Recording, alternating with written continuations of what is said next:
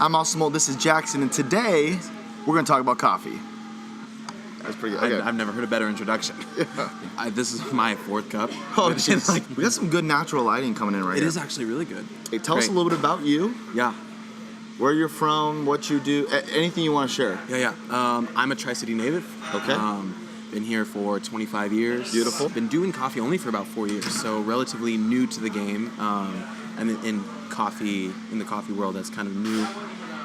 But I own my own company that I'm starting right now. Awesome. And been working in places like just as a barista at a cafe, but now I'm kind of shifting into more of like consulting kind of role with some stuff that I'm doing. I have two really main like things that are my passions in life. Yeah. That's to share great coffee with the world and make people feel important. That's awesome. So those are the things that always I'm making sure that I'm trying to do. Very cool. And I know that the business you're starting up has an Instagram account. Yeah. If people want to follow it, it's what's the tag name? STAY.COFFEE. You can find that by typing it in online or going to Instagram or Facebook. Link will be in the description. Okay. Real quick, give us a little insight into your coffee experience. What are some places you've worked and how did it start out, and how did you get to where you are now? Totally. 4 years ago, I didn't even drink coffee at all. I hated coffee. I remember where you first worked. Yeah, I thought coffee was gross. It was just this like bitter, like sludge tar.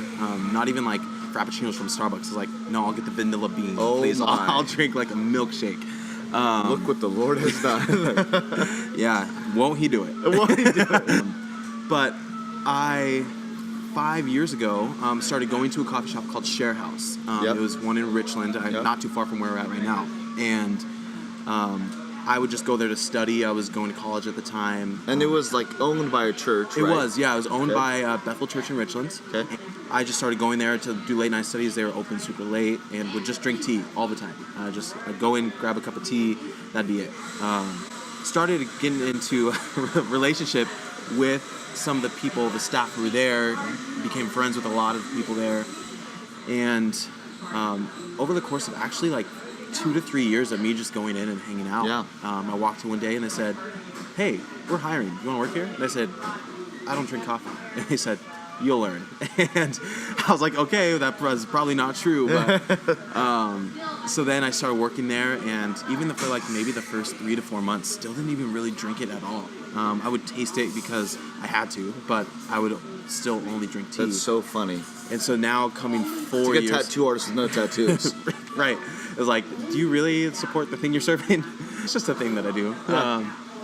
But I started, and then just through kind of experiencing what actual good coffee can taste like, just learned to love it. And then that's brought me Share House, worked there for almost 2 years. I worked in a shop in Pasco for a couple years called Collegium. They're still out there killing the game.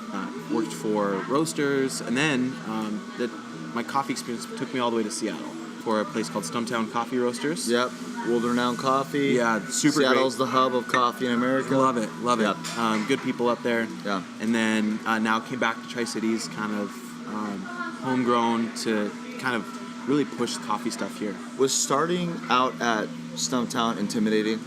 It was really intimidating. Just because of the brand. The name itself. Yeah. Well, when I got the job offer, I was like, "You're talking to me?" Right. It was super intimidating because it's like you have this idea of like this is like this world-renowned like place, and it's like I don't have the skills necessary to kind of hang with the big dogs. And anyone who's like serious about coffee probably has heard about Stumptown. Oh yeah, Stumptown. They've been around since I think 1999. Yeah, pretty crazy. They've been around a while. So my biggest question is this: are people addicted to coffee?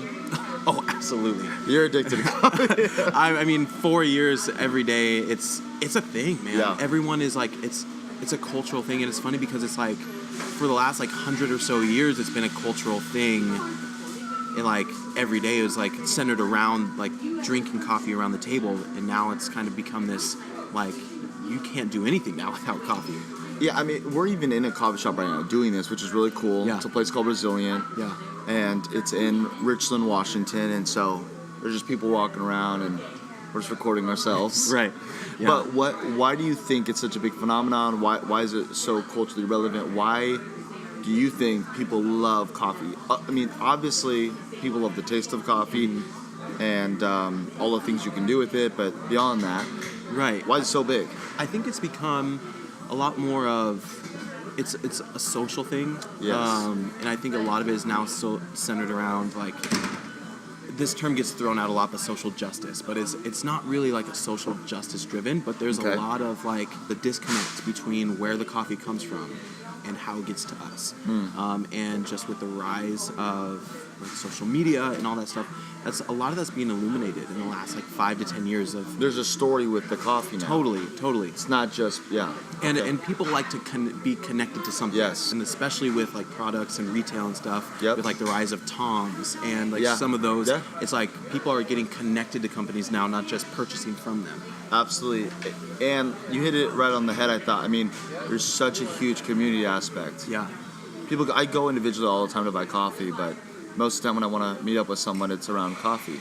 Yeah, I don't even study at coffee shops anymore. I used to, but I can't because I'll like start to sit down to like read a book or start typing on my laptop, and through the entire day, people are walking in that I know. Yeah, and so I think they're less of those study hubs now and more of like the social gathering spots. And my favorite time in the world, I get weird about it. I love it so much. Is when it's freezing cold and there's snow and it's Christmas time. The best sounding thing to me in the world is going and getting coffee. It's a vibe, for sure. It's a vibe.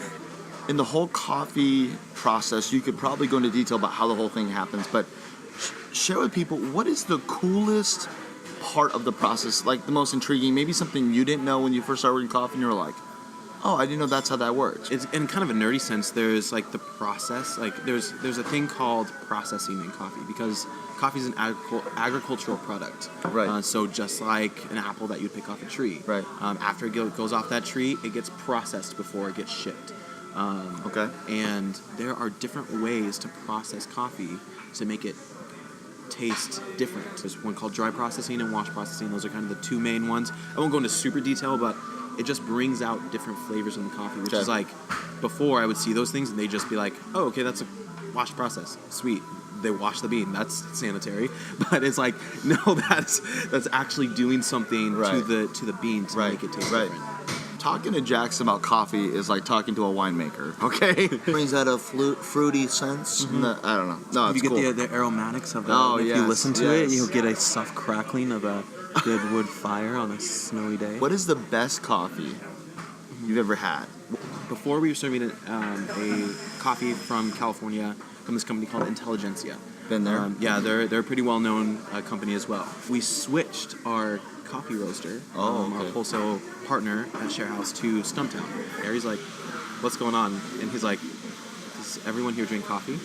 And everyone kind of just like slowly looked at me, and I was like, this is like a weird scene where it's like, wait, is there someone here who doesn't drink coffee? But he was like, so what do you drink? And I was like, tea. He's like, you know what? I love tea. He said, I have this coffee we have right now. It's called Ethiopia Mordikoff. It's got some really tea-like qualities in it. You're going to love it. He's like, sounds like an Old Testament angel. I have the word of Mordikoff spoke to them. That's actually really funny. But I think you're going to love this. He's like, just give it a try. And I was like, okay, man, whatever. Like, I have yet to come across one that I do like.